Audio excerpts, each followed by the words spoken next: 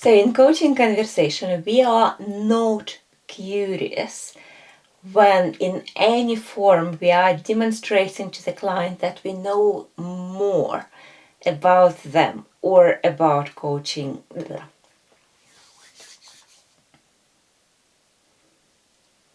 So in the coaching conversation, we are not curious when we are in any way demonstrating to the client that we know more about the client or about their challenge. Or when we begin to lead the client towards a certain way of thinking or acting or experiencing. So when our questions are becoming more closed questions or leading questions or suggestive questions, rather than, again, open questions and inviting the client's reflections and sharing.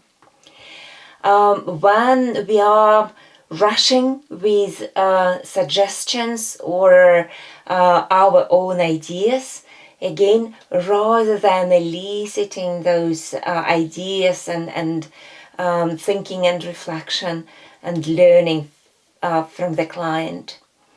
When the information we are curious about is kind of benefiting more to the coach rather than evoking client awareness or inviting clients' reflections. For example, and you mentioned earlier today that you were in that networking event. So what was that networking event about, and where did that take place?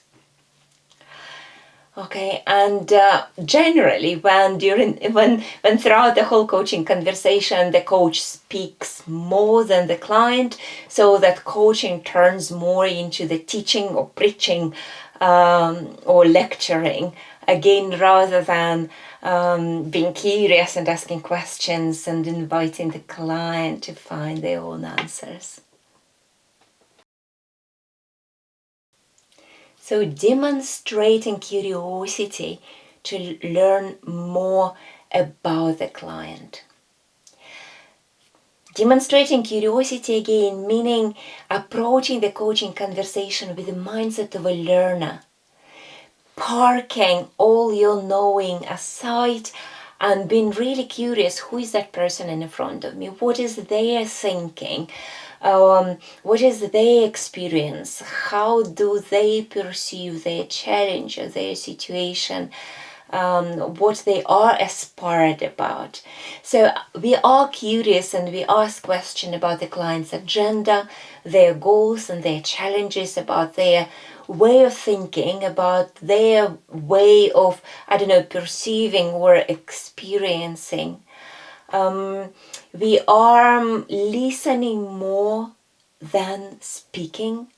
And we are fully attentive and we are demonstrating with our presence that we are interested in the whole of the client and in the challenge which they want to address in this coaching conversation.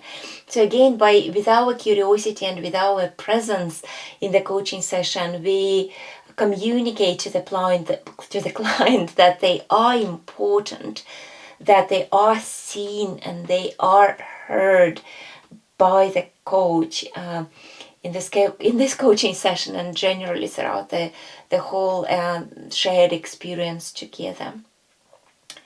So again, what is important also that perhaps as a human beings we can't be curious about so many different things that client is sharing, and there is a potential risk to get confused and confuse the client and to divert from the initial agenda or the goal or the focus of the session. So what is important that the curiosity is serving the client's awareness and movement forward. Okay, so it's not again curiosity just for the sake of curiosity or for the sake of the benefit of a coach, but it's really evokes the client awareness in relation to the goal they want to achieve, in relation to a challenge they want to address.